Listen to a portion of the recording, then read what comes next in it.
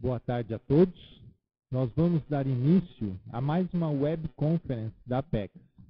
O tema que nós estamos trazendo para essa tarde de sábado é Biografologia e Proexis.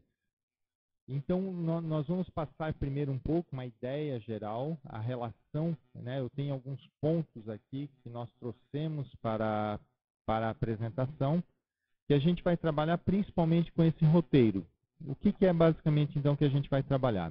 Nós vamos trabalhar com programação existencial, que é a Proexis em si, questões relacionadas a exemplarismo, o tema em si de biografologia, os benefícios desse estudo de biografologia para as pessoas que têm interesse em entender melhor sobre a sua programação existencial, sobre a Proexis como um todo, algumas metodologias ou dicas que nós possamos passar a respeito de pesquisa de biografias, como fazer para otimizar as pesquisas, tirar mais proveito do estudo de biografias e também, mas numa sequência da conferência, nós vamos passar a casuística. No caso, eu vou estar relatando o meu caso, a minha relação com o estudo de biografias, alguns benefícios que eu estou vivenciando com isso, e algumas características, e claro, deixar bastante aberto para debates. Com relação a essa questão de debates, então, eu já gostaria de passar um recado a todos vocês, que essa web conference ela é interativa, ou seja, quem está assistindo agora ao vivo a web conference pela internet, tem a possibilidade de trocar ideias. Então, a gente pede que vocês possam aí interagir a qualquer momento, tem um espaço destinado ao chat, mais à esquerda da tela de vocês, à esquerda um pouco mais abaixo, ali todos podem colocar as suas dúvidas, as suas questões, que nós vamos estar trabalhando aqui durante a conferência. Nós vemos aí já que no início da palestra já tem várias pessoas presenciando, participando então da web conference. A gente observa também algumas pessoas, pelo menos já que eu conheço, que já tem histórico de pesquisa de biografias. E, claro, fica disponível aí a todos essa participação. Quem tiver alguma contribuição para fazer, também pode ficar à vontade durante a web conference ou até mesmo se durante a conferência alguém tiver algum tema, alguma questão mais específica que tenha interesse em aprender ou a questionar ou a levantar algum tema para a gente debater, vocês podem ficar bastante à vontade, então, nesse sentido. Dando sequência, então, a essa ideia, falando ainda um pouco da introdução a respeito dessa questão da biografologia relacionada à Proexis, eu gostaria primeiro de apresentar a Apex. Então, a Apex ela é uma associação, ela é a associação internacional, tá, relacionada, então, à pesquisa da programação existencial. Tá? A programação existencial tem a relação com o planejamento de vida, com o estudo da vida, com o aperfeiçoamento. O que a gente pode fazer, então, muitas vezes, para otimizar a nossa vivência, a nossa evolução como um todo, tirar mais proveito daquilo que a gente programou, que é justamente essa programação existencial. Nesse ponto, eu já vou colocar, então, um outro slide. Então, a Associação Internacional da Programação Existencial, que é a Apex, ela justamente estuda, o objeto de estudo é a proexologia. Logia vem de estudo e proex, claro, da programação existencial. Então, a gente vai passar uma definição, só para, não é bem uma definição, mas algumas ideias, e a gente vai trabalhar, então, ao longo de toda essa conferência, nós vamos trabalhar com essas ideias, então, relacionadas aí à programação existencial também, junto com biografologia. Então, a programação existencial, ela vai compreender os objetivos, as metas, e também podem ter até algumas estratégias que nós planejamos antecipadamente a esta vida aqui humana. Então, para o estudo da Proex, para a proexologia como um todo e para a Apex, né, em geral, nessa decorrente dessa questão, nós entendemos, então, que nós temos mais de uma vida, ou seja, uma vida em mais de uma vida humana, ou seja, nós não estamos aqui pela primeira vez. E para entender um pouco, então, melhor essa questão relacionada à Proex, é claro que é importante nós entendemos uma questão bastante abrangente, que é o quê? A serialidade. Depois a gente vai falar um pouco disso, né? Eu só estou colocando alguns termos, mas quando a gente fala em serialidade, a gente está trabalhando o quê?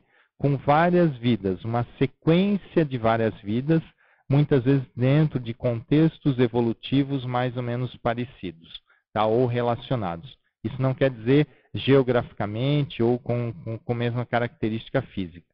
Mas do ponto de vista da evolução, nós temos aí uma linha, um raciocínio, uma lógica evolutiva, e dentro dessa lógica evolutiva, nós encontramos, então, a programação ou o estudo da programação existencial, que é esse planejamento da vida.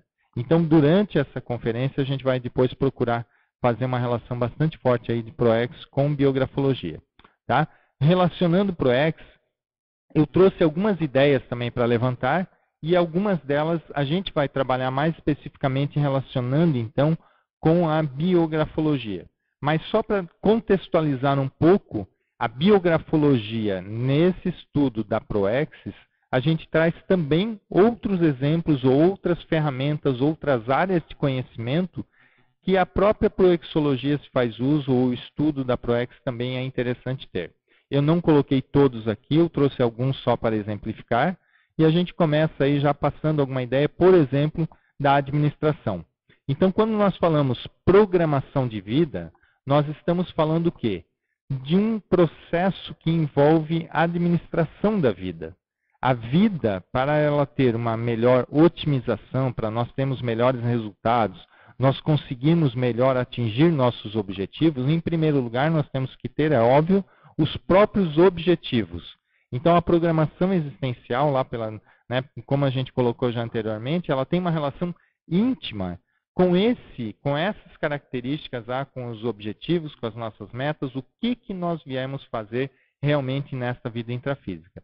E a administração, como um todo, os estudos bastante amplos de administração, se a gente pegar a definição mais básica, aquela questão mais clássica, talvez, da administração, de planejamento, organização, direção e controle, ela está toda envolvida no processo da programação existencial. Então, desde o planejamento não só no curso intermissivo, mas o planejamento também durante toda a existência da nossa vida, as ações que nós podemos planejar e tudo mais.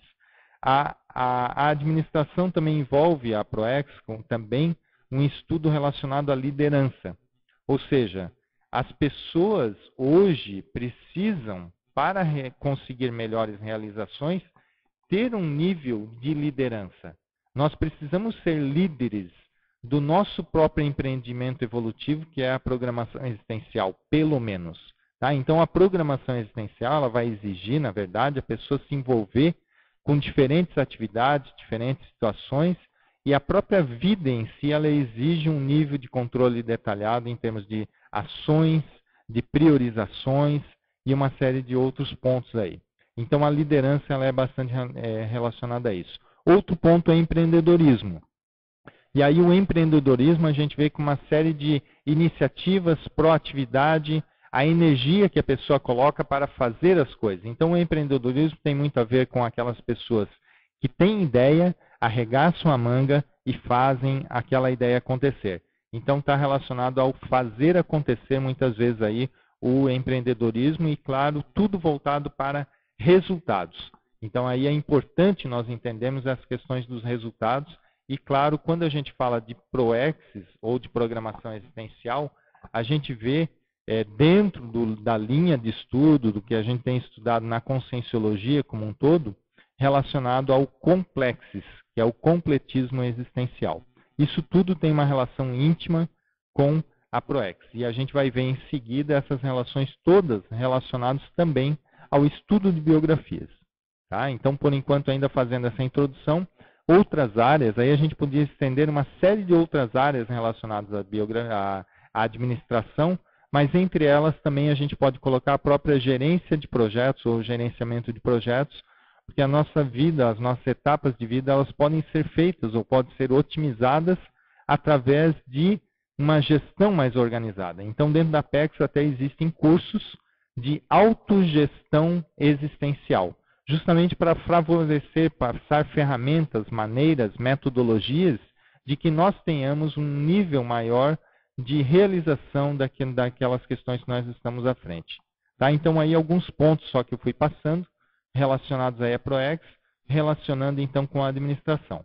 Tá? Mas aí a gente poderia citar inúmeros outros casos.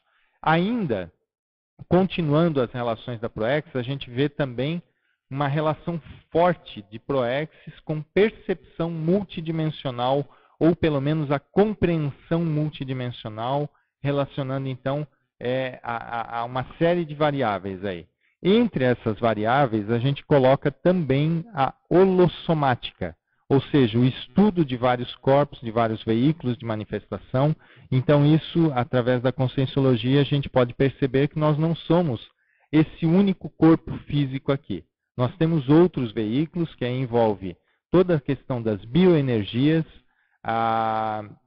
o corpo do psicossoma, né, que é relacionado às emoções, e o corpo mental-soma relacionado às ideias, a parte mais racional da consciência.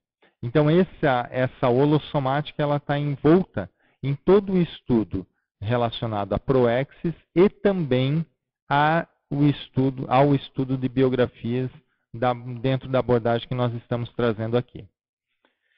Em particular, eu gostaria de salientar a questão das bioenergias, já que a gente tem uma interação muito forte com as bioenergias no dia a dia, na nossa ProEx, ou seja, muitas vezes aí é dito, até o professor Valdo Vieira, o idealizador então da ciência, conscienciologia, ele traz até que o EV, o estado vibracional, ele é a chave para a ProEx, ou para a execução da ProEx, ou a chave para dominar esta vida aqui intrafísica. Então, o que significa isso na verdade? Quando a gente fala de estado vibracional, nós estamos falando daquela pessoa que ela tem um maior dinamismo das suas energias. Uma pessoa que conhece, que sabe trabalhar com as energias, que conhece esse veículo chamado holochakra, ou o corpo das energias. Tá? Então, as energias dentro da ProEx, ela tem um papel fundamental, em primeiro lugar, para o próprio conhecimento das energias, fazer uso desse veículo que é as energias, para a pessoa ter um nível maior até de vitalidade, saber trabalhar com as energias, e ele tem um papel muito interessante quando nós vamos entender melhor, ou estudar melhor, ou aperfeiçoar, qualificar a nossa assistencialidade. Então, a assistência ainda a gente vai falar um pouco mais à frente, mas já é uma variável interessante para nós relacionarmos energias e assistências. Tá? Isso nós vamos trabalhar e também isso a gente vai relacionar depois com o estudo de biografias. Ainda outras variáveis que nós vamos trazer nessa contextualização é a relação que o estudo de proexis tem com as relações interpessoais como um todo. Então, quando nós falamos de relações interpessoais, nós falamos que as pessoas estão o tempo todo em contato com outras pessoas. Por exemplo, nós nesse momento aqui estamos em contato aí com diversas pessoas interagindo. Eu até acabo de receber aqui uma colocação do Willy, deixa eu já ler aqui em seguida. Só um segundinho. Tá. O que fazer para evitar a dispersão inútil das energias pessoais e, consequentemente, nos curarmos da síndrome da dispersão consciencial? Acho esse assunto importante para completarmos a nossa ProEx.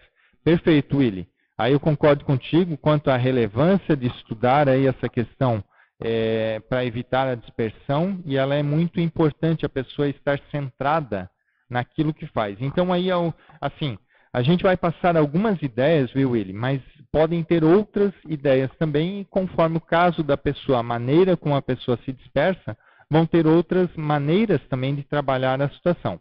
Mas um ponto importante é o seguinte, em primeiro lugar, a pessoa ter momentos de reflexão.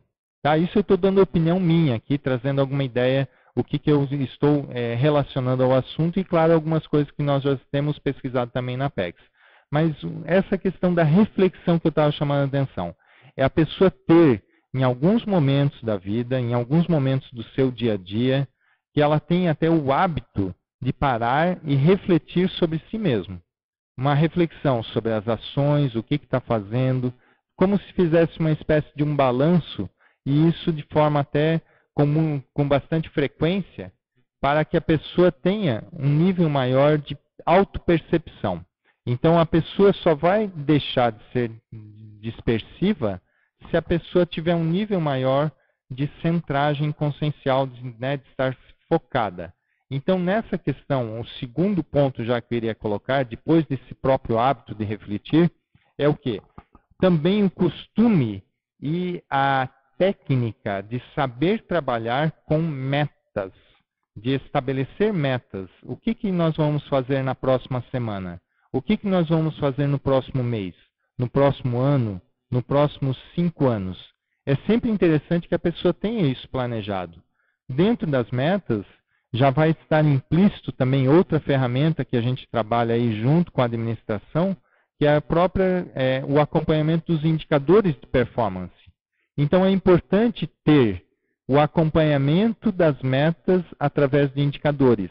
Então, quando se fala em metas, está se falando de alguma coisa que ela é factível, ela tem um tempo determinado, ela tem um esforço a ser feito para conquistar aquela meta, e uma série de outros pontos. Então, isso faz com que nós tenhamos que trabalhar com uma série de ferramentas existentes já por aí. Muitas pessoas já pesquisaram sobre isso. Nesse caso, a nossa vida não é tão diferente assim do que uma empresa, nesse aspecto em particular. Então, a gente pode fazer uso de várias técnicas. Hoje eu vejo como a técnica de acompanhar por indicadores muito interessante, então, para esse acompanhamento das metas. Quando a pessoa faz isso, o que acontece? A pessoa ela vai estar se flagrando o tempo todo se ela está dispersiva ou não. Ou seja, se ela quer escrever um livro, se a meta principal no momento é escrever um livro, a pessoa vai ver, poxa, mas para escrever um livro, que meta que eu vou colocar mensal para a escrita desse livro? Claro que a pessoa vai ter que colocar aí as subdivisões dessa meta, vai ter que ir analisando isso com mais detalhe, e aí a pessoa vai chegar.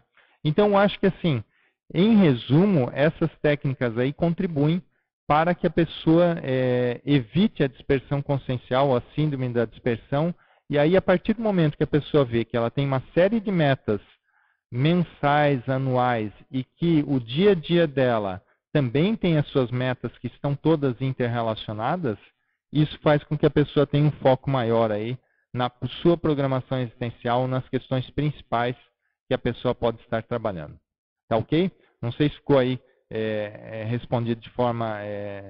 se era esse o ponto, né, que você teria mais interesse nessa questão. Qualquer coisa, se faz um novo comentário aí. Como saber se a meta é factível ou irracional dentro do prazo definido? Então, o Willy complementando aí a pergunta. Então, isso aí entra na capacidade da pessoa. A pessoa tem que conhecer o seu histórico. Por isso que eu estava comentando lá a questão da reflexão.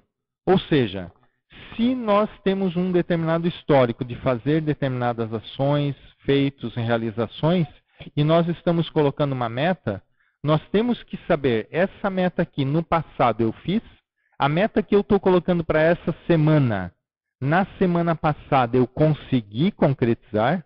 Se eu tivesse a agenda que eu tive na semana passada, eu iria fazer o que eu estou planejando para fazer essa semana? E aí a pessoa começa, através de reflexões, ter uma ideia melhor do que é viável, factível ou não. E claro, a partir do momento que a pessoa tem os indicadores do que ela está fazendo, ela logo vai verificar, olha, essas metas aqui, se a pessoa tem a tendência de nunca cumprir as metas, ela logo vai ter isso aí muito estampado. E aí a pessoa faz uma reflexão, ela vai fazer um pouco menos do que ela normalmente está achando que poderia estar fazendo. Eu estou colocando esse caso que é o mais comum, tá?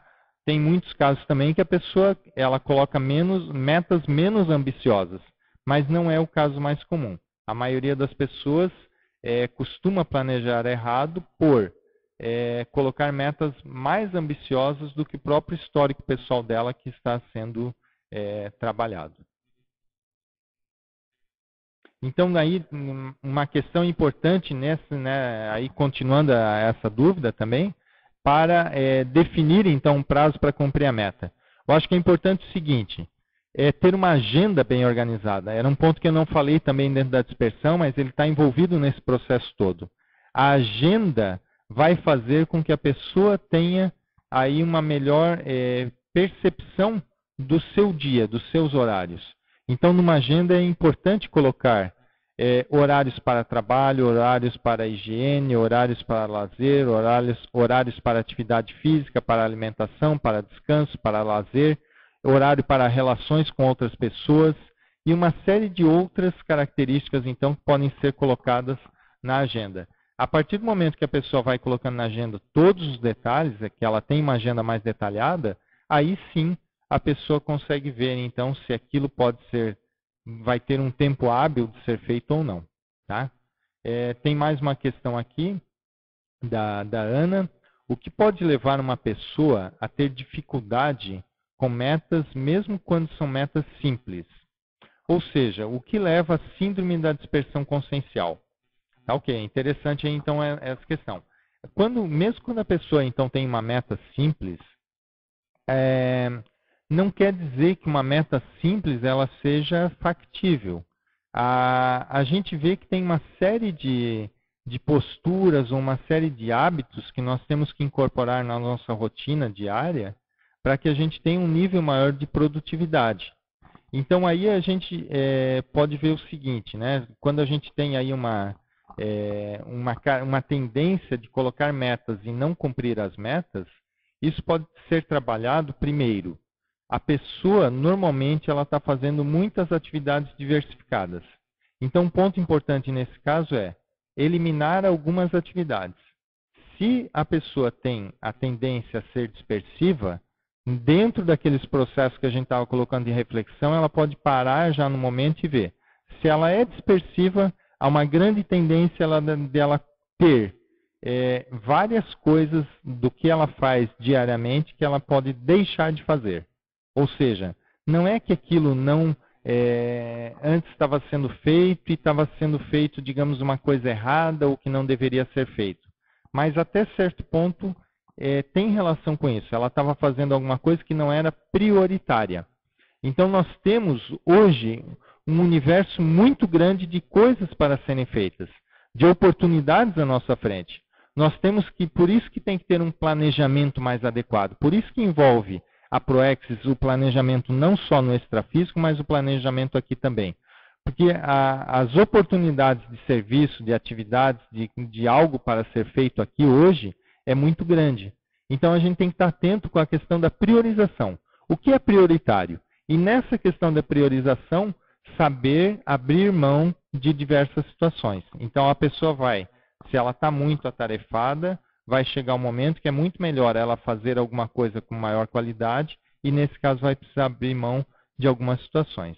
Tá? Tá ok, Willy. A gente continua aí na sua questão, Willy, depois. Estava lendo aqui ainda a resposta. Então, continuando, tá? Se ainda surgir mais dúvidas, vocês podem colocar através do chat. E a gente vai continuar aqui por alguns pontos, relacionando então aí, voltando àquela questão que a gente estava falando da relação interpessoal, as questões das relações que nós temos o tempo todo com as pessoas. Isso faz parte da nossa Proex.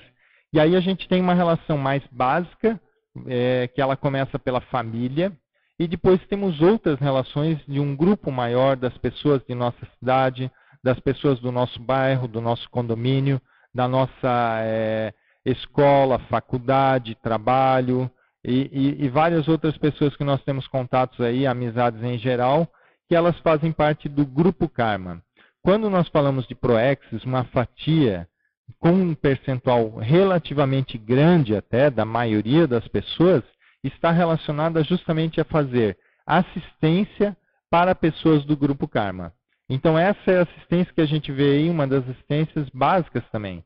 Existe a questão do próprio ego Karma, que é a pessoa se preocupar com a sua evolução em si, mas também a pessoa se preocupar com as demais pessoas, com as pessoas que têm contato no dia a dia. E essas pessoas fazem parte aí do grupo Karma.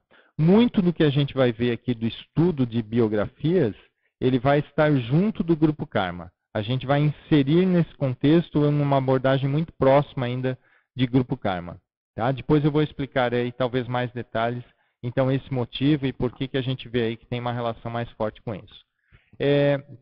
Outro grupo também interessante é o grupo evolutivo. O grupo evolutivo é justamente um conjunto de pessoas mais afinizadas com a evolução consciencial e que a pessoa tem um rapport. Tá? Ou seja, dentre as pessoas que eu tenho um rapport, que eu tenho uma ligação, que eu tenho um elo de contato maior no meu dia a dia, existe dentre essas pessoas algumas pessoas com um vínculo maior dentro dos processos evolutivos, ou seja, que estão mais preocupados ou que estão favorecendo, trazendo mais subsídios para que nós todos tenhamos condições de evoluir de forma mais otimizada e melhor. Então aí tem a ver com o grupo evolutivo e também dentro de biografias a gente vai tocar nesse ponto aí à frente. Eu estou colocando tudo que a gente vai comentar aí sobre biografias, porque depois também se tiver algum ponto que vocês queiram relacionar, vocês podem trazer também aí para o nosso debate ou para nossas colocações. Outra questão aí interessante, como a gente já foi falando, é a interassistencialidade. Ou seja, quando a gente fala de interassistencialidade, a gente vai entender aí os processos relacionados a vários veículos de manifestação, então nós podemos fazer assistência não só para pessoas desta dimensão, pessoas que estão em outras dimensões também, que a gente pode chamar aí de consciências ou consciências extrafísicas, e também a gente pode trabalhar com assistência em focos ou ênfases a diferentes veículos de manifestação.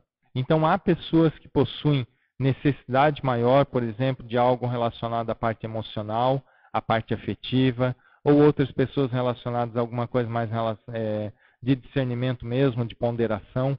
Isso tudo nós vamos diferenciando e apenas de uma forma um pouco mais técnica, nós podemos trabalhar com assistência em diferentes focos dentro das necessidades das pessoas.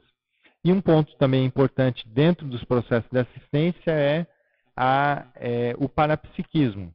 Então, quando a pessoa tem um parapsiquismo mais avançado, ela pode ampliar as suas possibilidades de fazer uma assistência mais qualificada.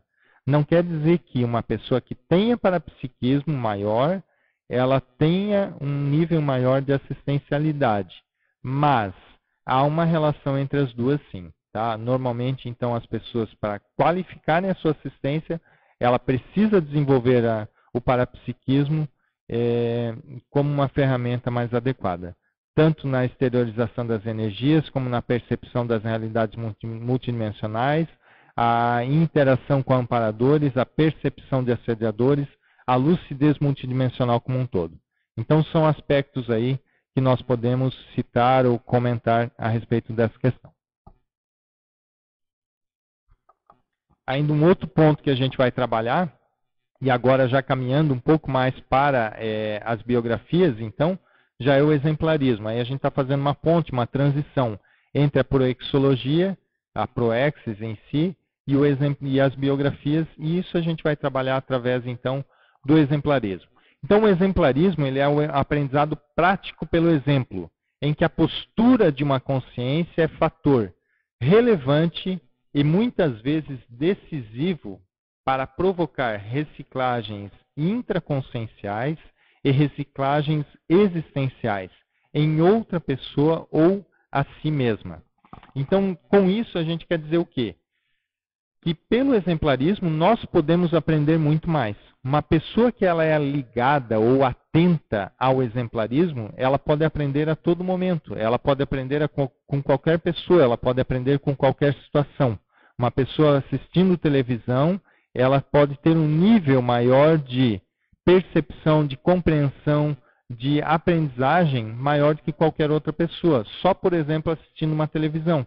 Mas isso ocorre o tempo todo, no nosso trabalho, ao interagir, por exemplo, no voluntariado, ao conversar com uma outra pessoa, ao pegar um ônibus para se deslocar, numa fila de banco, numa ida ao supermercado, em qualquer lugar, se nós formos observadores e estivermos atentos à questão do exemplarismo e entendemos que isso aí é uma ferramenta útil para aprendizado e que pode ser treinada por nós, nós podemos cada vez aprender mais isso aí se nós desenvolvermos aquela curiosidade que a gente tinha muitas vezes quando nós tínhamos lá 3 anos de idade e tal, e que muitas vezes isso já tem estudos que as pessoas vão deixando de ter esse nível de curiosidade tão intenso quanto era em fases iniciais, né, de nossa vida.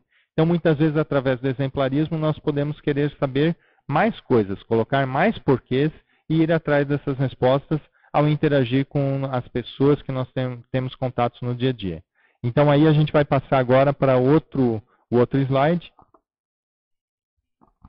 que justamente vai trazer, então, algumas relações aí eu só apresentei aqui a ideia que biografias são exemplos. Aí que a gente vai trabalhar alguns pontos, então. Nesse caso, biografias sendo exemplos, a gente traz a ideia principal que, ao estudar biografia, nós estamos estudando exemplos de vida. Ao estudar biografias, nós podemos procurar pessoas que foram destaque em algumas áreas, que tiveram algumas habilidades mais notáveis em outras áreas, e nós podemos fazer uso disso para o nosso exemplarismo, para acompanhar o exemplarismo, o estudo em si. Essa que é a ideia aí principal dessa relação de biografias e exemplarismo.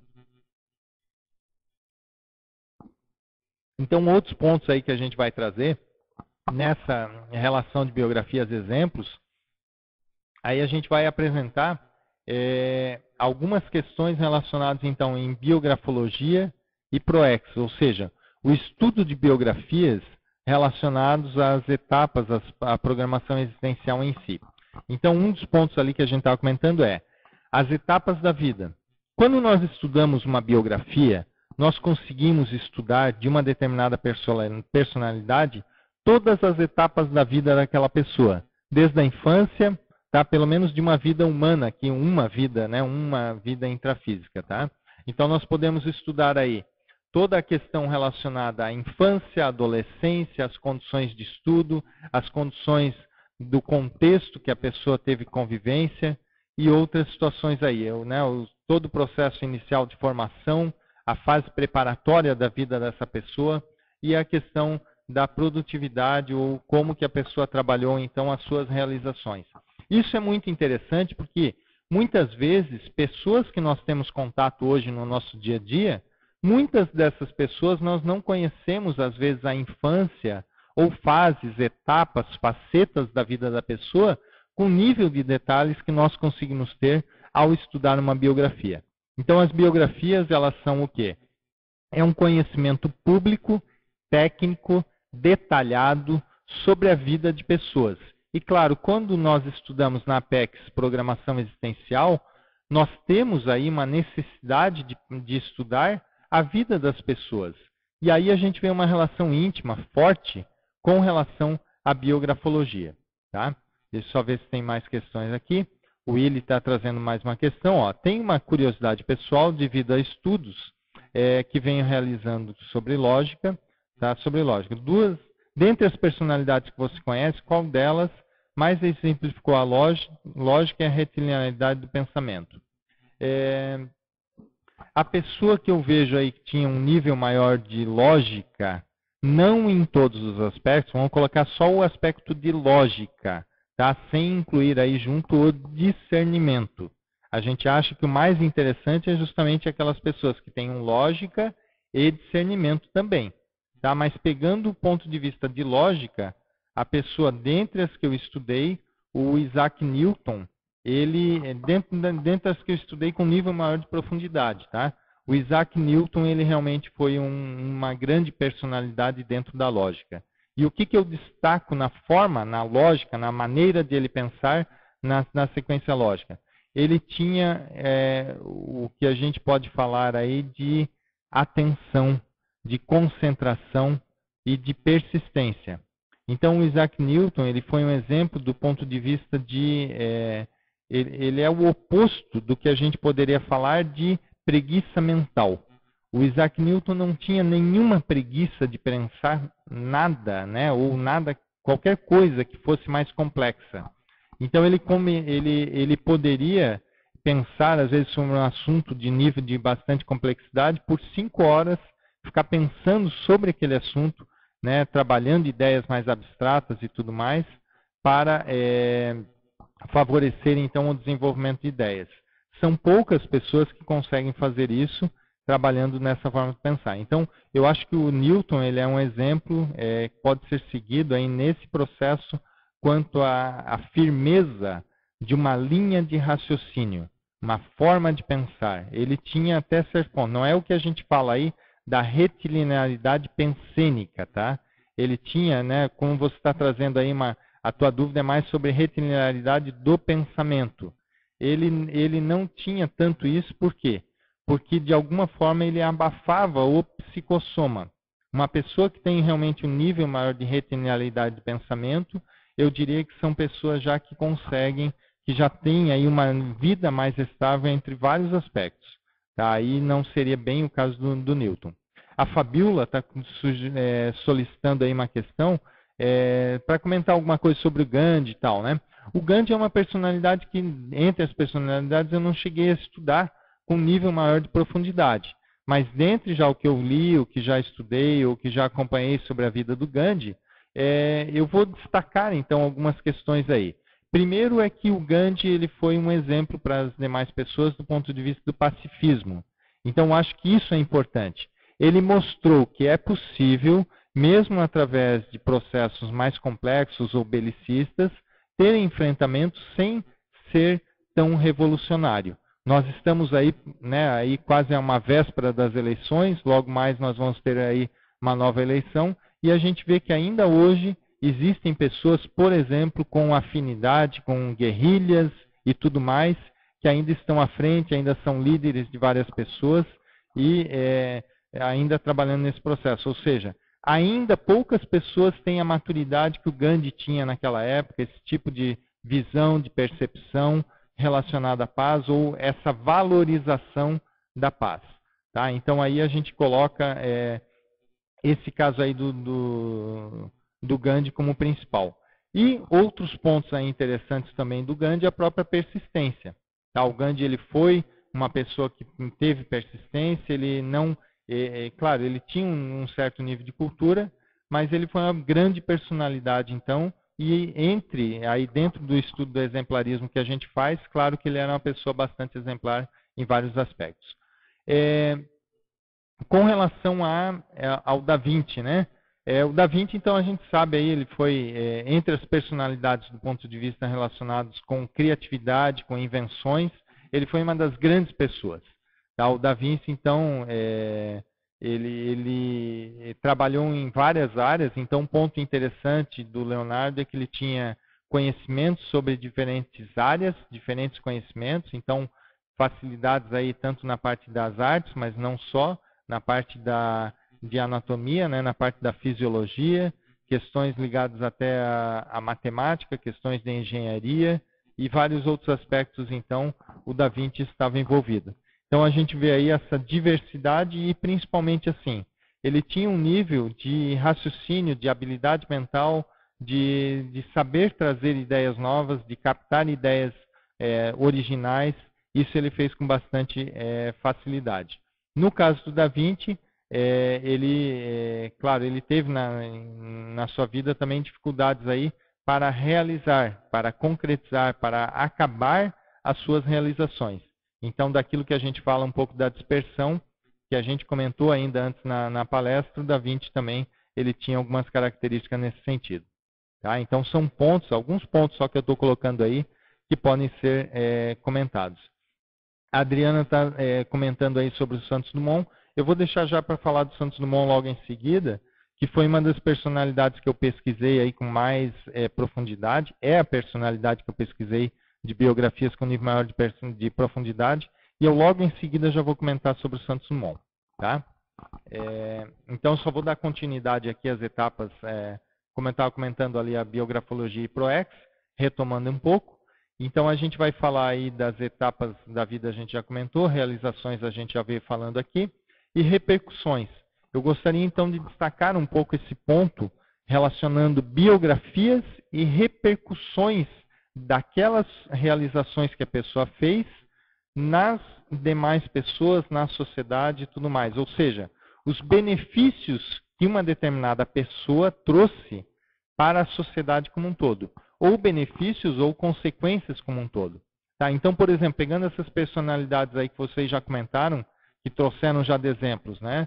O caso do Da Vinci, como que foi a repercussão que ele trouxe aí para a humanidade, o Gandhi, quais as repercussões, o próprio Santos Dumont, ou seja, quando nós estudamos uma biografia, muitas vezes de uma pessoa que já dessomou, uma pessoa que já não tem mais o corpo físico, já está em outra realidade, né? Ou né, já passou por essa vida intrafísica, a gente consegue ver muitas vezes coisas que a própria pessoa não conseguiu perceber durante a vida dela, que às vezes é o resultado, o impacto das suas obras, das suas realizações na sociedade. Então, ao estudar biografia, por exemplo, se a gente vai estudar hoje a vida do Gandhi, a gente consegue, nesse caso, saber aí tudo que aconteceu após a sua dessoma e a representatividade que a vida dele trouxe aí para isso aí. Tá? Isso, a Adriana comentou ali das coincidências de Santos Dumont e Da Vinci.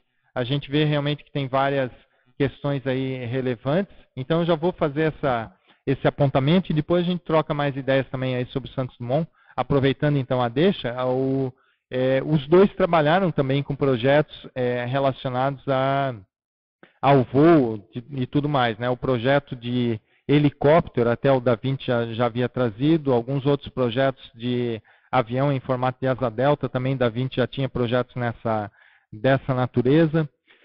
Então os dois têm um nível bastante grande aí de inventividade como um todo. Entre as personalidades, a gente coloca aí, o Da Vinci foi superior nesse aspecto, tá? A gente precisa destacar isso aí. O Da Vinci, em termos de, considerando a época que ele viveu, os recursos que ele teve, ele conseguiu ter um nível maior de, digamos assim, de variedade, de possibilidades, de extrapolações para a época com as suas ideias. Mas o Santos Dumont, claro, dentro do universo que ele se aplicou, ele foi bastante inovador, inventivo, então ele teve aí o seu resultado bastante interessante. A forma de pensar dos dois era também um pouco diferente. O Santos Dumont também, os dois tiveram alguns problemas com a questão do seu corpo físico, os dois tiveram talvez aí atenuantes na questão do corpo físico, tá? O do Da Vinci eu não conheço com tanto detalhe, mas pegando ideias de autores, de autores que estudaram com nível maior de profundidade a sua vida, a gente vê que no caso do Da Vinci ele teve atenuante para ter as suas dispersões aí conscienciais ou não conseguir acabar as suas realizações. Parece que havia até um processo físico do corpo dele que complicava isso aí. No caso do Santos Dumont também ele teve uma doença, então aí os dois de alguma forma tiveram algum caso aí de situações relacionadas. Aí traz também, a gente vai amarrando as pontas, isso que é interessante em biografias, que a gente vai vendo uma biografia e vai lembrando de outras, vai lembrando de situações. E aqui eu já quero amarrar um ponto, antes de responder então a nova questão da Ana sobre o Júlio Verne, eu gostaria de colocar a importância que a gente vê de biografias com assistência. Então deixa eu só colocar essa ideia e a gente já retoma essas questões aí. Quando a gente fala de biografias e assistência, a gente tem que entender justamente o que está acontecendo agora na conferência. As pessoas lembram de uma personalidade, isso tem relação com invenção, tem relação com voar. Então aí a gente começou a conectar algumas pessoas. Isso, ao momento que a gente está estudando uma biografia, a gente entra no holopensene. O que é esse holopensene? A gente entra no universo das ideias que aquela pessoa teve contato, no universo dos pensamentos, dos sentimentos que aquela pessoa teve contato e no universo das energias. Então, quando nós estudamos uma biografia, por exemplo, de uma personalidade que viveu na Europa, viveu na Itália, nós estamos fazendo um rapport, estamos fazendo um contato maior, por exemplo, com esse país. E aí podemos também fazer um rapport, um vínculo maior com ideias relacionadas àquelas ideias que a pessoa trabalhou na sua vida. E aí a gente vê que isso vai formando o quê? Uma conexão. Não quer dizer que necessariamente nós estamos, a partir do estudo de uma biografia, mais predispostos a fazer assistência diretamente para a pessoa que nós estamos pesquisando. Mas nós vamos ter sim, e aí sem dúvida, um nível maior de capacidade para fazer assistência a pessoas que tenham relações com aquele holopensene, ou com aquele conjunto de ideias, pensamentos e sentimentos. Então aí a gente vai vendo, essas conexões, elas acontecem não só em relação a personalidades famosas, mas também a admiradores e pessoas que tiveram contato. Mas já aproveitando, já as próprias personalidades históricas famosas, a gente vai vendo que elas têm vínculos grandes. Por exemplo, Júlio Verne. Ele realmente tinha uma visão futurista, né, como é colocado pela Ana, inclusive, mas trabalhou isso de forma abstrata, através da literatura. Eu acho que ele teve uma grande validade. Por exemplo, não sei até se você sabe, Ana, mas o Santos Dumont, os primeiros livros que ele realmente leu, releu e leu várias vezes aí os livros, foram os livros do Júlio Verne. Então, o Júlio Verne, eu poderia dizer que ele foi um dos grandes inspiradores do Santos Dumont. Tá? Isso aí realmente a gente vê em todas as biografias do Santos Dumont, é relatado justamente essa questão aí. Tá? Então, aí tinha o Robur, o Conquistador, um dos nomes do livro de Júlio Verne, né? Tinha lá 7 Semanas no Balão. Eu não sei agora bem os nomes aí de todos os livros, mas eram vários livros do Júlio Verne que tinham uma relação com o voo, tá? E com técnicas de voar e tudo mais. Então, o Júlio Verne, ele teve a sua grandeza a partir do momento que ele traz para a literatura, ele traz para a massa, para as diversas pessoas, um conhecimento de uma visão diferente do mundo. Então, ele ajuda, muitas vezes precisa dessas pessoas para ajudar no processo de quebrar paradigmas. Quando nós falamos aí de quebra de paradigmas, eu poderia citar então o Júlio Verne justamente como uma pessoa chave nesse processo, aí um exemplo também grande dentro dessa situação. No caso de Da Vinci, né, mais uma dúvida aí, no caso de Da Vinci atenuante, Willy, eu realmente não fiz assim a pesquisa com tanto detalhe, não fui eu que cheguei nessa conclusão, mas a gente traz a ideia de outros pesquisadores, nesse caso até mesmo o professor Valdo chegou a comentar essa questão, tem registro em tertúlias, depois a gente pode até verificar aí qual é a tertúlia que ele comentou mais a respeito dessa questão, mas no caso do Da Vinci, ele tinha um nível grande de dispersão. E, ao que tudo indica, então ele tinha alguma questão somática que fazia com que ele fosse uma pessoa mais dispersiva. Ou seja, o Leonardo da Vinci, ele mesmo com todas as realizações, com a fama que ele teve, a impressão, então, a partir dessa ideia aí que a gente está trazendo, é que ele tinha um potencial ainda maior. Ou seja, ele, enquanto consciência, enquanto maturidade consciencial, enquanto nível evolutivo, ele já naquela época, ele poderia, caso tivesse outras condições somáticas, ter um nível de realização a nível consciencial, evolutivo ainda maior. Tá? Não estou dizendo que ele não fez a sua realização, não fez o que tinha que ser feito, não. Talvez naquelas condições era o que podia ser feito, era aquele soma mesmo para ele ter e tudo mais. Tá? Mas ele, enquanto consciência no extrafísico, já naquela época, a tendência é que ele teria um nível maior aí de desempenho, tá? Um nível de maturidade maior. É uma pergunta, uma colocação do Joaquim. Pode explicar melhor essa relação do estudo de uma biografia holopensene e assistencialidade? Legal, Joaquim. Então, a relação da biografologia, deixa eu só ver se cheguei a colocar um slide aqui à frente, e aí a gente já vai entrar nesse ponto. Então, vou colocando aqui já a relação da biografologia e o paradigma consciencial. E aí, através dessa explicação aqui, eu vou entrar em mais detalhes aí da sua questão, tá, Joaquim? Com relação ao paradigma consciencial, a biografia tem uma relação muito íntima. Então, quando nós estudamos biografias, é importante que nós estejamos atentos à multidimensionalidade. Então, a partir do momento que a gente vai lendo uma biografia, iniciando os estudos de uma biografia, nós vamos fazendo uma imersão na multidimensionalidade também, caso nós tenhamos essa predisposição ou essa intenção, uma vontade maior aí de ajudar ou de trabalhar nesse processo. Então, a intenção de quem vai pesquisar uma biografia, ela é um ponto-chave decisivo para aumentar, então, a relação na interassistência. Depois eu vou passar os outros pontos e a gente vai amarrando as pontas aí. Tá? Outra questão, então. Deixa eu só explicar melhor. Por que então a multidimensionalidade? Porque quando a gente está lendo, a gente não está lendo só alguma coisa ali física. Nós estamos interagindo com as nossas energias. Tá? Nós estamos aí colocando energia na leitura, nós estamos formando um campo de pesquisa. Então, ao longo de toda uma pesquisa de biografias, e eu digo aí que essa pesquisa ela não acaba, depois que a gente começa a estudar uma biografia, ela continua, nós continuamos essa relação dessa pesquisa, mesmo que por uns tempos a gente não esteja lendo diretamente livros e tal, mas a gente sempre fica antenado com aquela personalidade. Tá? E aí, esse estudo, esse envolvimento nosso com o estudo, ele vai formando um campo da pesquisa de biografias.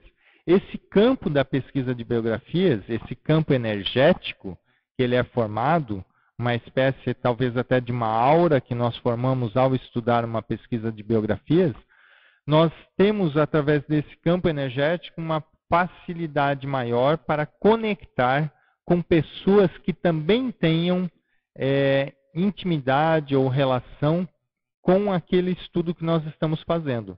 Então, normalmente a gente vai estudar biografias de pessoas que foram líderes, de pessoas que têm aí uma representação grande para as demais pessoas. Então, se a gente pegar aí, como foi citado o exemplo do Gandhi, o Gandhi movimentou milhões de pessoas. E essas pessoas todas que ele movimentou, fora essas pessoas, mais uma série de um outro conjunto de pessoas que hoje estudam sobre Gandhi ou que têm admiração sobre a vida de Gandhi.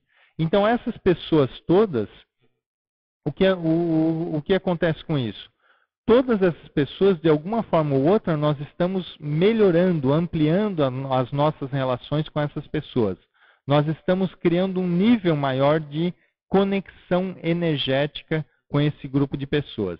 E quando a gente fala de assistência, nós sabemos que a assistência ela é qualificada quando há rapport, quando há um vínculo maior, quando nós temos alguma ligação, algo que facilite chegar numa determinada pessoa e fazer assistência, ter uma confiança maior da pessoa ou ter um vínculo maior. Então a biografia ela já é uma ferramenta para nós ampliarmos as nossas ligações de contatos com outras pessoas e as nossas ligações então de facilidade assistencial, mesmo que nós não sabemos dessa relação. Então elas acontecem mesmo a pessoa querendo ou não isso vai ser uma realidade para a pessoa. Tá? Dentro dessa ideia aí também, nós temos aí a holossomaticidade, né? Nós vamos pesquisar então a biografia em vários aspectos da vida da pessoa. Então nós vamos estar estudando psicossoma, nós vamos estar estudando mental soma. Então pegar um exemplo aí. No caso do Newton, que também já foi comentado aqui hoje, né, que citei aí numa resposta anterior. O Newton ele era ótimo para ser pesquisado do ponto de vista de exemplo de algumas questões relacionadas ao seu mental soma, como a lógica aí que a gente comentou antes. Mas do ponto de vista de aspectos emocionais, ele tinha uma série de debilidades, uma série de deficiências.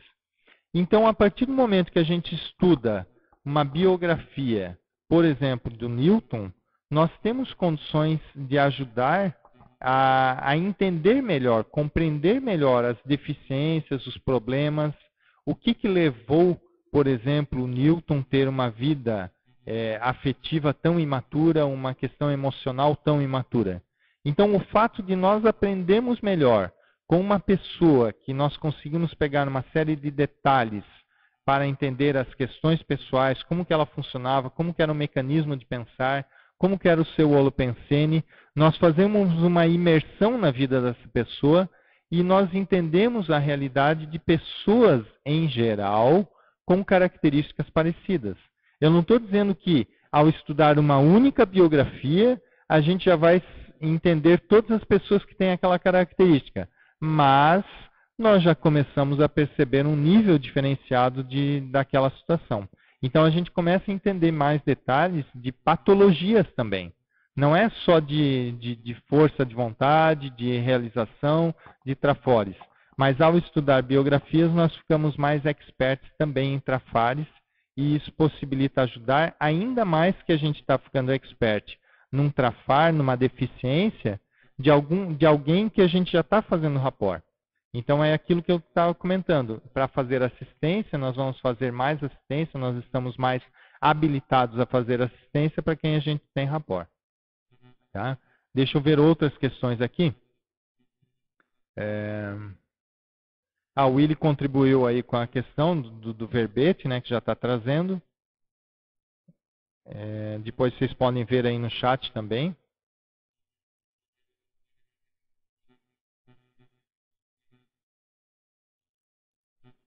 E aí ele transcreve também, né, fez a transcrição aí do problema neurológico, tá? Então aí complementando então as ideias, ainda lá sobre a questão, a relação de biografias e assistência, a gente vê, claro, também um processo interessante do próprio estudo da bioenergética, a atuação das bioenergias, né? Enquanto a gente está estudando biografias, enquanto a gente apresenta uma biografia, a gente também vê que forma um campo na apresentação dessa biografia. Tá? Então é muito interessante, entre aí percepções que eu tive já em cursos, em eventos, entre os mais relevantes que eu já tive, foi durante aí apresentações de biografias. Tá? Eu diria aí, claro, tem vários outros cursos que eu já participei de campo, tudo de formação de campo, que daí eles têm um nível de intensidade maior, mas em eventos assim de aulas expositivas ou dessa natureza, a gente vê que costumam formar aí campos bastante intensos, bastante relevantes. Tá? É uma questão da Ana. Você pode explicar um pouco melhor a multisserialidade? Claro, legal. A multisserialidade, então, está relacionada a um conjunto de vidas que nós temos. Então, pela multisserialidade, nós não temos apenas essa única vida aqui intrafísica. Nós temos aí várias vidas, nós já tivemos várias vidas e nós ainda vamos ter várias vidas. E uma seriexis, ela é um conjunto de vidas que nós temos mais próximas, né, ou que tem uma relação que a gente pode classificar com alguma característica evolutiva mais próxima. Então, por exemplo, às vezes uma seriexis vai envolver aí várias, dezenas de vidas intrafísicas, pode fazer parte aí de uma determinada seriexis. E nós temos aí o conjunto de várias seriexis, várias dessas vidas. Agora, como que a gente relaciona isso, então, com as duas variáveis que a gente trouxe hoje aqui para a conferência, que é a proexis e a biografologia? Em primeiro lugar, em relação à proexis, com a multidimensionalidade, com a multisserialidade, nós conseguimos entender mais claramente por que umas pessoas têm habilidades diferentes das outras. Por que umas pessoas têm proexis diferentes das outras? Porque cada pessoa tem a sua proexis personalíssima. Então fica muito mais claro. Por exemplo, a partir do momento que a gente entende bem os conceitos de proexis, de programação existencial, e entende as ideias de que nós já tivemos, né, que a pessoa compreende isso, que ela já teve várias vidas, que ela vai ter ainda várias vidas, fica muito claro a compreensão de que por que a nossa proexis é só nós mesmos que podemos estar realizando. Que não tem outras pessoas que vão realizar a proexis pela gente, ou seja, ela é única. As relações que nós tivemos ao longo das vidas com outras pessoas, os contatos que nós tivemos com ideias, com conhecimentos passados, aquilo que nós tivemos mais facilidades para fazer no passado, ou que nós tivemos mais dificuldades, tudo isso aí vai estar presente, então, na nossa holobiografia, que é um conjunto aí mais amplo dentro do ponto de vista do agrupamento das várias seriexis em termos de experiências pessoais. Agora, passando isso aí para a biografologia, ou para o estudo de biografias. Quando a gente estuda uma biografia, fica muito claro, por exemplo, que algumas pessoas já vêm com habilidades muito bem desenvolvidas desde criança. Tá? Por exemplo, o Santos Dumont, ele já tinha algumas habilidades. A infância dele já não foi uma infância comum de um menino comum.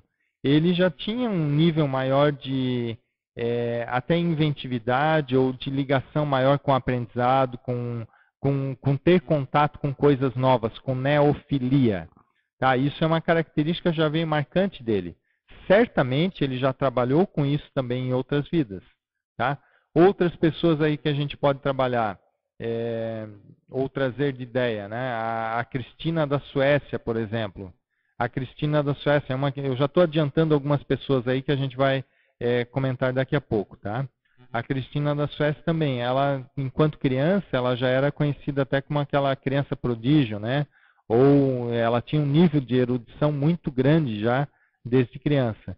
Isso a gente vê assim, ela já traz essa bagagem de outras vidas, ela já tem esse aprendizado.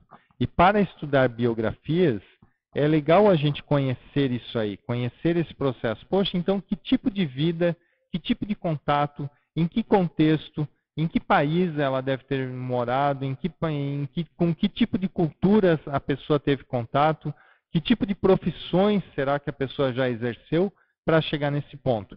Então eu coloco isso não como respostas fechadas, mas sim como hipóteses de pesquisa no momento de pesquisar biografias. Então aí a pesquisa de biografias com essas variáveis ela vai ficando muito rica. A gente tem aí condições de extrapolar muitas vezes os livros de biografia que nós estamos lendo. Tá? Então, através de pesquisas de biografia pelo paradigma consciencial, eu diria até, se a gente só colocar essa variável de paradigma consciencial ao pesquisar uma biografia, com características aí de bioenergias, características de várias vidas, de vários corpos, vários veículos de manifestação, a gente consegue aí, com até certa facilidade, extrapolar os conhecimentos dos próprios livros que nós estamos lendo sobre as biografias que estamos pesquisando. Tá? Não sei se era mais ou menos aí as ideias ou as questões que a gente estava trabalhando. Por favor, se alguma das ideias que vocês já apresentaram ainda não tenha ficado tão clara, eu peço aí para refazer aí a questão, tá? E logo em seguida a gente vai ver aí também, eu vou deixar um espaço mais aberto para falar sobre casuística, a minha casuística no processo de pesquisa de biografias, tá ok?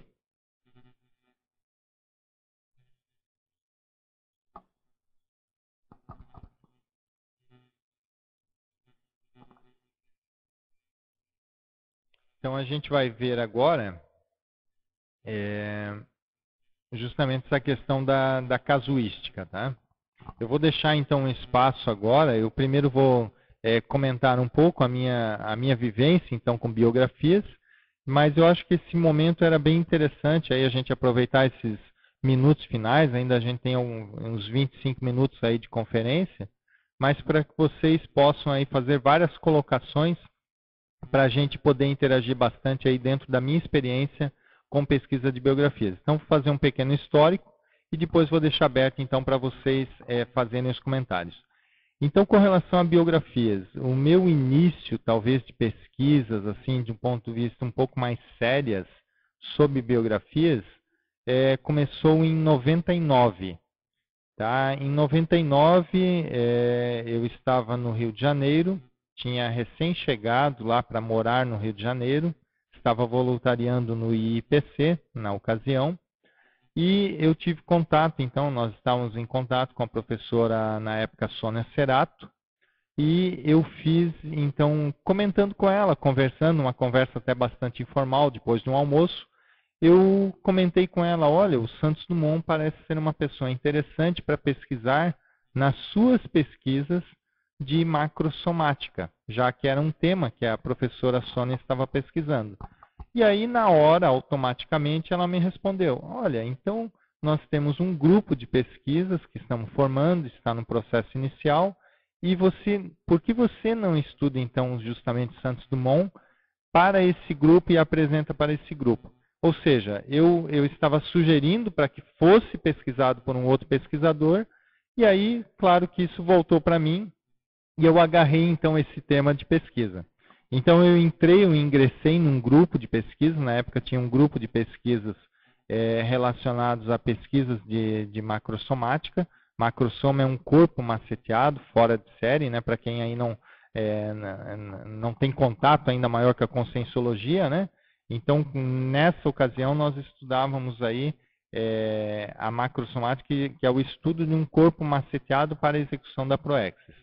E eu comecei a estudar então o Santos Dumont. Alguns meses depois, aí eu fiz uma apresentação então para esse grupo sobre o Santos Dumont. E nesse grupo, e também eu vi uma série de vínculos já da pesquisa com algum histórico da minha própria família.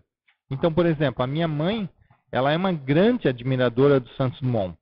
Então, por exemplo, ela me passou um livro do Santos Dumont que eu nem sabia que existia lá em casa. Tá? Então, depois que eu fui conversar com ela, estava pesquisando Santos Dumont, ela puxou lá de uma gaveta, não sei aonde, dentro de uma caixa, não sei o que, ela guardava aquilo como uma relíquia para ela, um livro então sobre o Santos Dumont. Eu achei muito interessante essa questão. Tá? Ela também me passou recortes, um pouco mais à frente, de revista Manchete, de época que eu não tinha nem nascido ainda. Ela já tinha trazido reportagem, ou ela já guardava, mantinha um cosmograma sobre o Santos Dumont. Então, eu já achei bem interessante esse processo de pesquisa, não só a pesquisa da ideia em si, da personalidade, mas todos os vínculos que a gente vai trabalhando.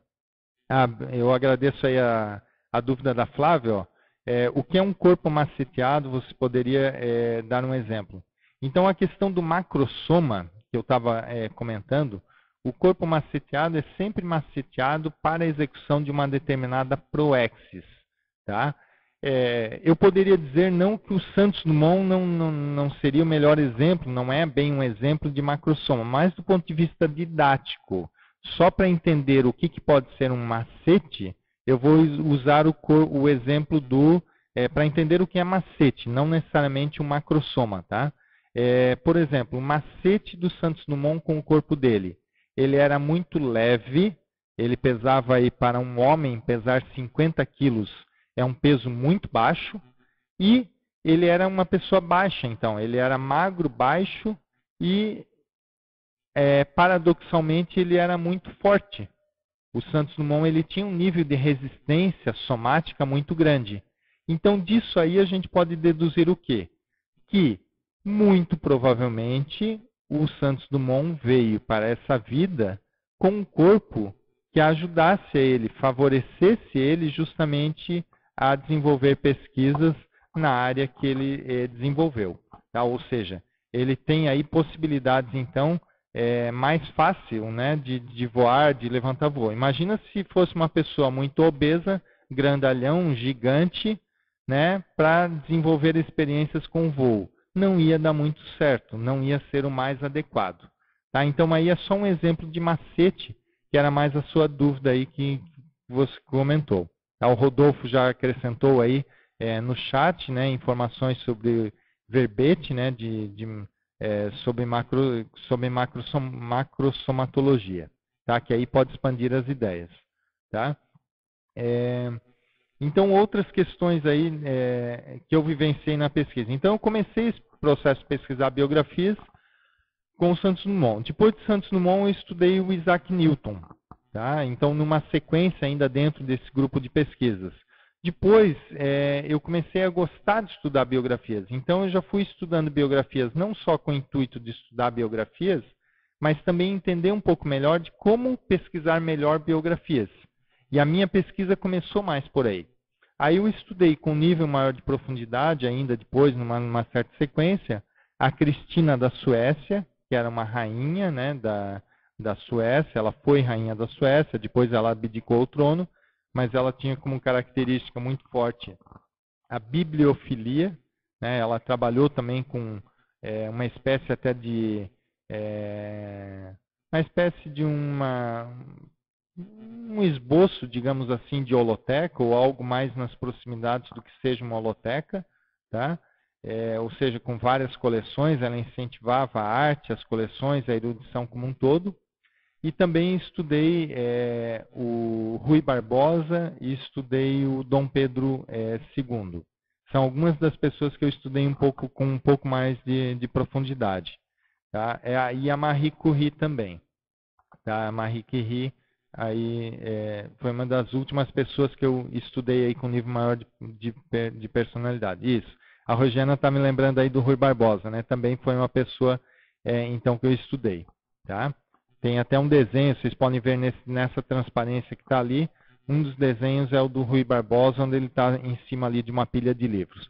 Então, dessas experiências, das pessoas que eu estudei, o que eu vi de interessante é o seguinte, que ao estudar biografias, eu comecei a gostar de estudar biografias por algumas características. Uma delas, ao estudar biografias, eu percebi que, logo ao estudar uma personalidade, eu me envolvia justamente nesse processo assistencial.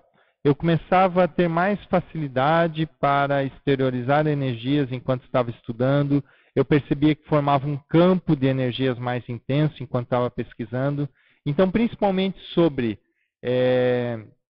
as repercussões que eu estava percebendo em mim mesmo, do ponto de vista de renovações de energia, eu achei interessante estudar biografias. E aí, o que a gente vai passando? Por exemplo, o que a gente vai trabalhando aí, né, com essas biografias? Sobre Santos Dumont. Santos Dumont foi um dos principais inventores do Brasil, ou é reconhecido como o principal inventor do Brasil. Até nessa semana foi comemorado aí o Dia da Inovação em homenagem a Santos Dumont. Tá? Isso foi uma data aí que ele fez, ele contornou a Torre Eiffel, né? Com dirigível na ocasião.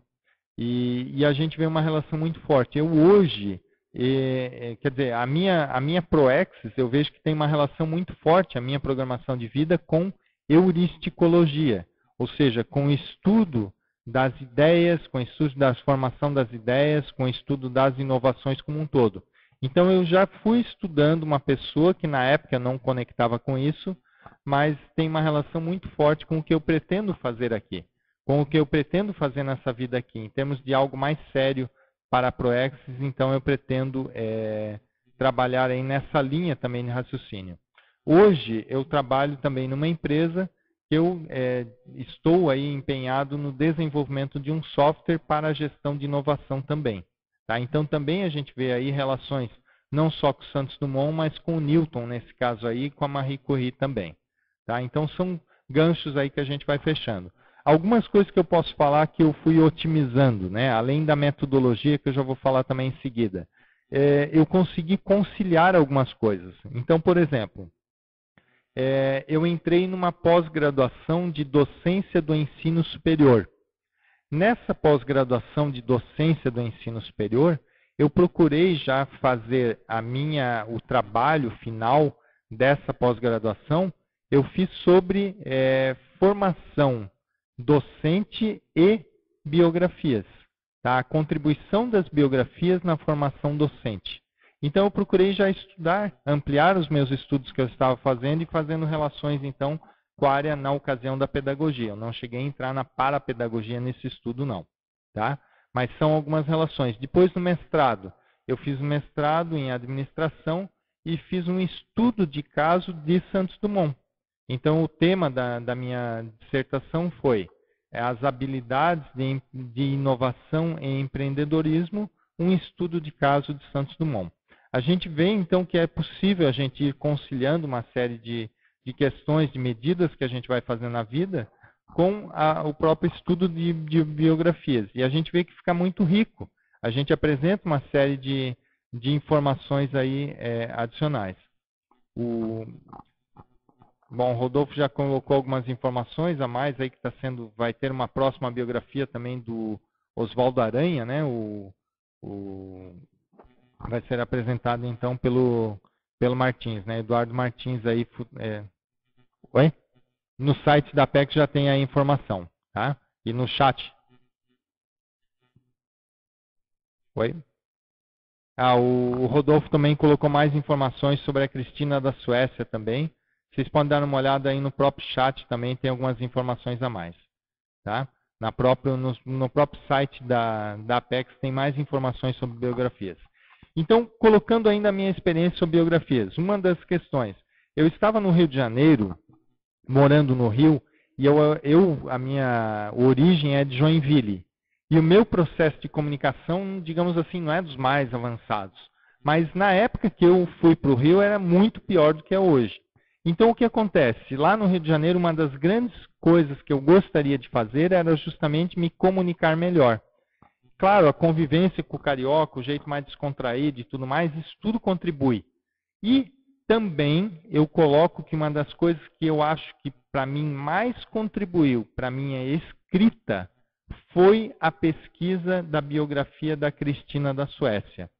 Por algum motivo, que eu ainda não sei todos os detalhes, ela tem alguma característica na pensenidade dela, que ao estudar a biografia, ao fazer uma imersão, eu consegui perceber algumas coisas que, para mim, a minha forma de escrita se desenvolveu usando algumas das características que ela utilizava. Então, eu comecei a perceber algumas coisas que ela fazia de comunicação que, para mim, me ajudou muito. Esse, talvez, assim, para mim, foi o exemplo mais marcante que eu vi de biografias aí, né, nessa questão. Ou seja, alguma questão que, para mim, já seria mais ou menos fácil fazer, não tão difícil escrever. Eu não sou, assim, um cara que escreve com tanta facilidade assim, mas hoje eu não coloco nenhuma dificuldade para escrever. Não é um trafar a escrita. E isso, para mim, veio através da pesquisa da biografia. Para mim, foi marcante assim o processo. Enquanto eu estava estudando a biografia da Cristina da Suécia, o tanto que eu melhorei naquele período a minha escrita. Tá? Deixou de ser algo difícil para mim para ser algo natural. Então, é alguma característica aí que a gente coloca. No caso do Newton, eu fiz uma série de reflexões sobre questões relacionadas aí a processos emocionais como um todo. Fraquezas emocionais, muitas coisas que o Newton tinha, eu acho que para mim acrescentou muita coisa aí, o estudo, a análise, a compreensão, a percepção, então, do estudo da biografia do Newton. O caso do Rui Barbosa, ele é um grande exemplo para mim no caso de argumentação. Então, o Rui Barbosa ele é uma personalidade que tem um nível de argumentação muito alto, muito elevado. Claro, ele juntava bastante a erudição com a argumentação. Apesar de que ele tinha o que a gente chama hoje da verborragia, né? Ele falava muito, falava em excesso, escrevia, os discursos deles eram longos, né? Tem vários discursos dele que se tornou o livro, né? O mais famoso deles é a oração aos moços, né? Ao moços. Agora eu me confundi aqui, tá? Mas foi um livro, então foi um discurso dele de formatura, então, que ele fez e se tornou depois um livro. Deixa eu só complementar aqui. No caso da pesquisa acessar o holopensene do pesquisado, significa que o holopensene se mantém como um tipo de matéria em algum lugar no espaço? Isso, bem interessante a tua questão, Ana. Tá? E aí a Rosiana comentou a questão, então, de a energia. Tá? Então, quando a gente fala aí de assinatura energética, o que é uma assinatura energética? São os rastros que a gente vai deixando. Enquanto a gente vai passando em todos os lugares que a gente vai deixando as nossas energias. Nós vamos interagindo com as energias. E essas energias, elas ficam impregnadas nos ambientes, elas fazem parte da história e da realidade daquele ambiente. Então, por exemplo, hoje, eu estou aqui no CAEC, hoje, numa das salas do CAEC, fazendo essa apresentação. Nesse ambiente aqui, vai ficar esse conjunto de energias que nós estamos falando aqui hoje. Claro, se essa energia ela for repetida e for colocada num padrão de energia e intensificando isso, a gente vai impregnando, vai formando uma forma holopensênica. O que é uma forma holopensênica? É algo que vai ficar mais intenso. É como se realmente se encaixasse. É algo que, se, por exemplo, se eu voltar depois um tempo aqui, meio que naturalmente aquilo encaixa dentro dos meus processos aí cognitivos e tal. E isso pode ser feito mesmo depois em outra vida. Tá? Então é muito comum, às vezes, se alguém aqui do Brasil vai visitar a Europa, em determinado país, em determinada cidade, a pessoa tem até uma maneira de pensar, uma forma de pensar diferente. Às vezes isso pode ser influência da sua forma holopensênica já naquele mesmo local. Tá? Deixa eu ver se era só bem essa questão aí, se a gente trabalhou as ideias. Como tipo na matéria. Então é bem isso mesmo, tá, Ana? É mais ou menos a sua pergunta, eu diria que ela está bem colocada dentro da resposta aí que sim, né? Então, o holopensene, claro, ele não é bem um tipo de matéria, mas poderia ser algo equivalente do ponto de vista da realidade multidimensional, de uma outra dimensão, que é a dimensão das energias. Tá? Então, isso faz parte e é possível a gente acessar essas energias de qualquer lugar. Tá? Então, nós temos acesso a esse holopensene, basta nós conectarmos, fazer uma conexão energética com o holopensene. Então, assim, eu deixei aí algumas características, né, que eu passei do meu histórico, da minha vida, algumas questões de biografias. Deixa eu só passar a última, então, que agora que eu lembrei, né, a questão do meu vínculo, então, com o estudo da metodologia de biografias. Através de biografias, que eu recebi o convite até para participar da Apex. Então, eu participo da Apex desde o início, desde o lançamento da ideia da Apex, que foi feito numa tertúlia pelo professor Valdo, e eu tenho participado da Apex justamente por um convite, então, justamente para trabalhar com as ideias de biografias dentro da Apex, para a gente desenvolver esse estudo, principalmente por causa dos estudos de caso, que a gente vê como muito interessante. E aí eu tenho aperfeiçoado. Na época eu já estava escrevendo um livro, estou escrevendo um livro sobre biografologia, ou introdução à biografologia, onde eu procuro enfatizar aí o aspecto também da metodologia, como pesquisar melhor uma consciência, como obter melhor resultado. Que variáveis a gente pode buscar no estudo de biografias? Então, isso eu tenho trabalhado. Tá? Agora, eu gostaria de ver até com vocês, quem está acompanhando, se vocês têm alguma curiosidade até sobre pesquisa de biografia ou sobre esse meu processo de pesquisar biografias. Se alguém gostaria de perguntar levantar alguma questão a respeito da minha interação, então, com pesquisa de biografias. Tá? Eu vou deixar um pouco aberto, qualquer colocação aí, vocês fiquem bem à vontade. Enquanto isso, eu já vou aproveitando, também vou falar, dentro desse meu histórico, a gente trabalhou também no desenvolvimento de um curso, que é o curso Biografologia. Esse curso eu trabalhei aí junto com uma professora, que era a professora Fabiana Cerato. A gente desenvolveu esse curso e hoje ele é um dos cursos da Apex. Então a Apex já realizou esse curso aqui em Foz do Iguaçu, já realizou também em Porto Alegre esse curso. E a gente vê aí um curso que ele trabalha as ideias em si de pesquisas de biografias. Então são passadas técnicas de biografias, metodologia de biografia. A gente aprofunda muito mais essa questão da assistência através do estudo de biografias. Chegaram algumas questões aqui, eu vou estar trabalhando.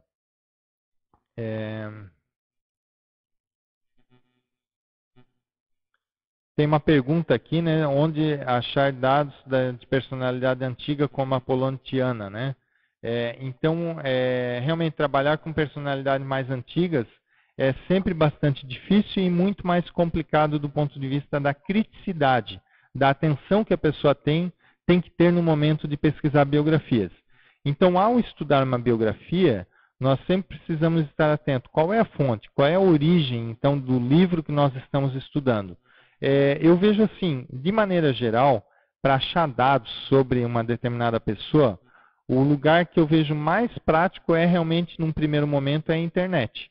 Então, a busca hoje que eu faço de informações, a primeira busca, a primeira varredura, é sempre pela internet. E aí a dica fica o quê? De determinados sites, tentar ver se tem livro mesmo, ou outras pesquisas. Então, eu costumo pesquisar não só livros, biografias sobre a pessoa, tentar ver o máximo que tem de livros sobre a pessoa, e também verificar sites, alguns estudos, ou alguma faculdade, universidade que já fez estudos sobre aquela personalidade.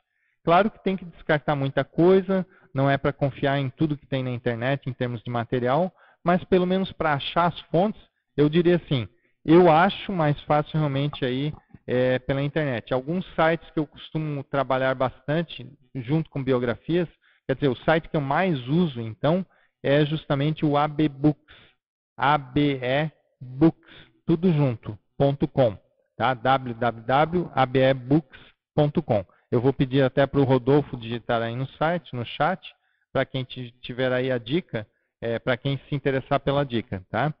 que é o www.abebooks.com. Tá? Então, nesse site, ele é um site de livros usados, ele é um site dos Estados Unidos, mas a gente acha aí muitos livros com muita facilidade e o processo de compra eu acho relativamente fácil. Isso. Tá? O site, então, está digitado já aí para vocês. Outro site também que eu acho bastante interessante é o Estante Virtual, www.estantevirtual.com.br. Tá? Esse site também aí ficaria como dica. Tá? Deixa eu só voltar aqui algumas questões que foram feitas antes.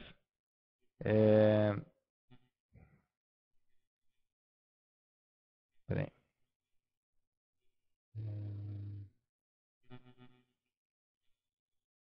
Eu me perdi só um pouco na sequência aqui. Depois eu vejo se eu pulei algumas perguntas aqui, tá? Tem uma pergunta aqui do Antônio, ó. Qual o risco de entrar em pensênios patológicos no estudo de uma biografia como Hitler? Super interessante e pertinente a sua pergunta, viu, Antônio?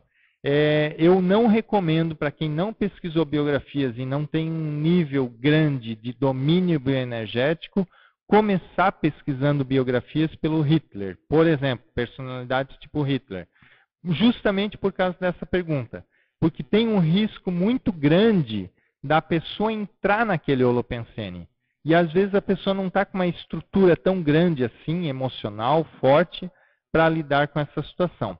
Então, para estudar pessoas mais belicistas ou muito patológicas, serial killers e outras pessoas assim, eu acho muito mais interessante, muito mais lógico a pessoa começar estudando outras personalidades e a partir do momento que você vai estudando outras personalidades, você vai conseguindo já entender qual é o momento exato que tem que mergulhar mais no holopensene da pessoa, fazendo um rapport maior com as ideias, e qual o momento que tem que sair, ou seja, qual o momento que tem que fazer uma mobilização das energias, que tem que fazer um encapsulamento para não se envolver tanto com aquela ideia que está sendo estudada. Então isso, eu acho que assim, a experiência, a pessoa vai percebendo, a experiência que eu digo de pesquisar biografias, vai deixando a pessoa já mais esperta nesse processo aí, que é justamente a influência de energias patológicas de outra pessoa na própria pessoa. Eu já vi várias pessoas, já acompanhei várias pessoas com dificuldades por ter estudado biografias de maneira muito assim, talvez ingênua. Tá? Então a pesquisa de biografia ela exige também um planejamento para ser feito. Tá? A pessoa não pode cair de paraquedas no estudo de biografias e não estar preparado para isso.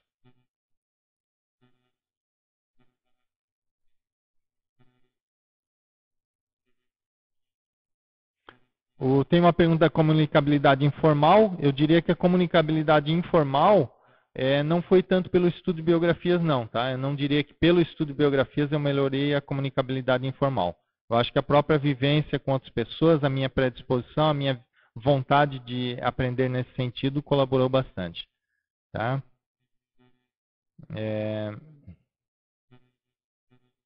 Do Marcelo Rouanet. Você interage...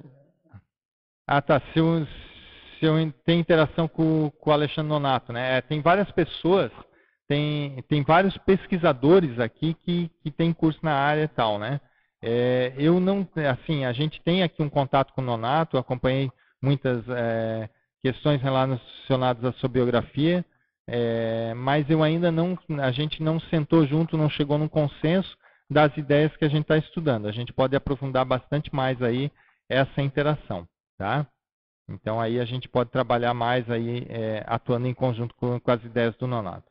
A gente já fez pesquisas em conjunto com uma série de outras instituições e tudo mais. Recentemente a Reaprendência até fez um evento que apresentou biografias, nós tivemos alguma participação,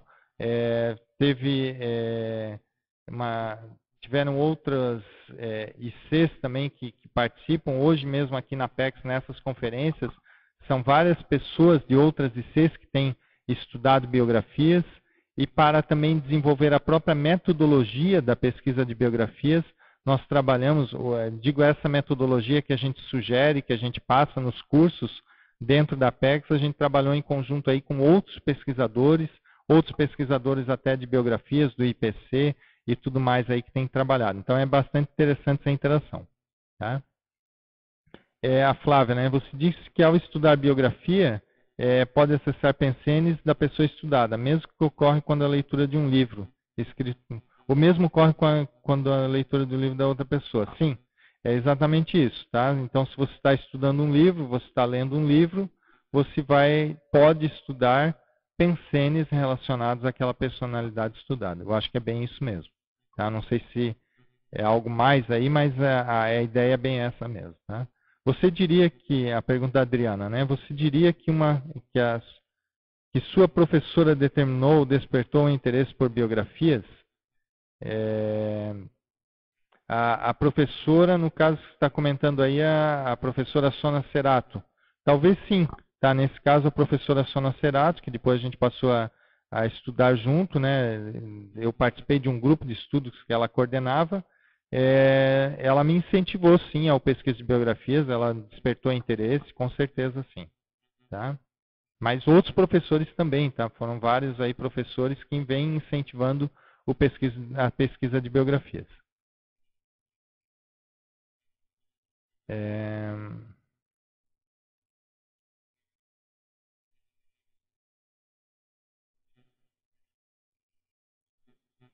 Oi? Só um segundinho.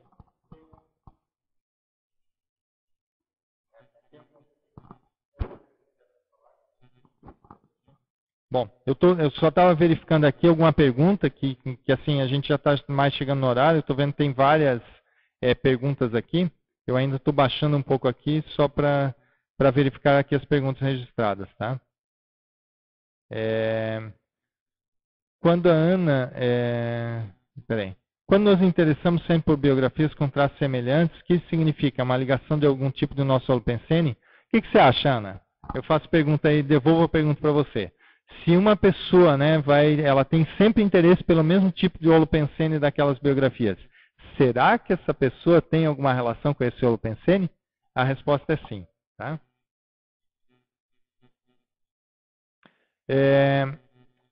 O livro de uma personalidade católica, peraí, correu a tela, católica, o qual identifiquei muito. Só um segundinho. Haja vista que no Colégio das Irmãs de São Colégio ainda tem pequeno mexicolido, ladrilhos são os mesmos desenhos. Tá. Esse fato de mexer é o seguinte, pode ser por vários fatores. Claro que se mexe alguma coisa na sua memória tem relação com isso. Não quer dizer necessariamente que você foi essa personalidade, que você era irmã dessa personalidade, que você realmente teve um contato mais íntimo, mais próximo dessa personalidade enquanto convivência de grupo karma. Tá? Mas, quer dizer, de grupo karma você tem até uma relação com a pessoa sim, tá? Mas não quer dizer necessariamente que era uma relação tão íntima assim. Muitas pessoas, às vezes, quando tem esse tipo de repercussão, a primeira coisa, ou a primeira ideia que dá é que, às vezes, quando dá uma repercussão forte, que tem repercussão de energia, às vezes a pessoa até acha, eu tive confirmação de energia. Mas a gente sempre coloca ou aponta, importante, ter também a criticidade. Pode ser tanta coisa, pode ser alguma coisa que despertou na memória, que esse despertamento na memória trouxe as energias à tona para a pessoa e a própria pessoa se energizou e percebeu aquele conjunto todo de energias. Então é muito importante, assim, estudar mais. Eu acho interessante, se teve uma percepção, descobriu alguma personalidade que de alguma forma criou um rapport, criou algum elo aí de memória, que trouxe a lembrança de algum aspecto, pode ser o tipo da personalidade para ser estudada. Agora, sempre estudar com muito critério. Qual o objetivo do estudo? O que se pode estudar aí nesse caso? Ao estudar uma pessoa nessas condições, que tem um rapport energético mais forte, eu acho que é sempre importante ter aquela postura bem de pesquisador mesmo. Ou seja, vai investigar e anota tudo. tudo que tem lá de relação, tudo que você percebeu desde dessa pergunta que você trabalhou, deixa tudo registrado. E depois vai justamente conectando, vai vendo as relações, vai vendo o que você pode tirar de proveito. Tá? Não desperdiçar nada desse estudo aí. Eu acho que pode ser muito rico, sim, estudar uma personalidade a partir desse tipo de experiência. Tá?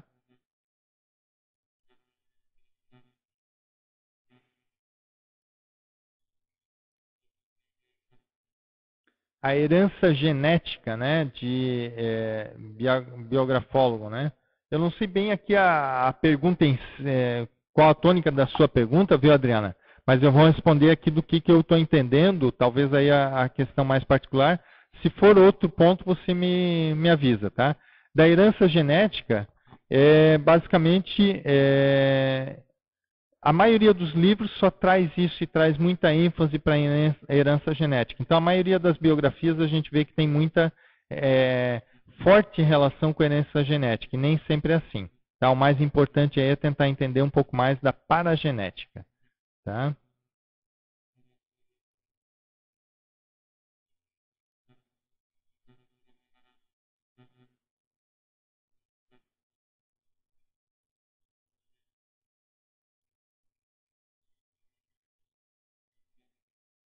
Ali o que me diz seria pesquisar uma outra biografia da mesma. Deixa eu ver só se era. Sim, essa pergunta aqui seria essa última pergunta que dando continuidade lá à personalidade que teve um vínculo. Sim, eu acho interessante. Se há uma personalidade a ser estudada, você pode estar estudando. Tá? Então, pode procurar material sobre essa pessoa que você viu que teve um rapport mais forte, mais intenso, e estudar. Quanto à herança genética, ali eu acho que é justamente essa questão que foi comentado ali, se eu já sequenciei a minha mãe, no caso aí eu já sequenciei de alguma forma, assim, dentro das minhas possibilidades até hoje, eu já fiz um estudo da genética dos meus pais, tanto da minha mãe quanto do meu pai. Tá? Mas não é necessariamente a genética relacionada ao Santos Dumont, como eu tinha colocado. Não, por outros aspectos aí, principalmente ver as questões relacionadas à saúde. No meu caso em particular, eu descobri que eu tenho um vínculo maior de genética, de herança genética do meu pai, do que da minha mãe. Então, eu estudo com muito mais detalhe todas as questões físicas do meu pai, qualquer repercussão, qualquer necessidade biológica que o corpo dele hoje está solicitando, eu fico muito atento, porque muito provavelmente eu vou ter algumas dessas tendências. Então aí é claro que os pais também fazem parte das nossas biografias, grandes biografias para serem pesquisadas também aí. Bom, chegamos no nosso horário. Eu agradeço bastante a participação de vocês, a interação durante toda aí essa conferência e desejo um ótimo final de semana a todos. E a Apex está sempre aí aberta todos os sábados para novas web conferences. Tá? Então, sempre sábados, todo sábado, às 15h30 tem web conference. Um grande abraço a todos. Valeu!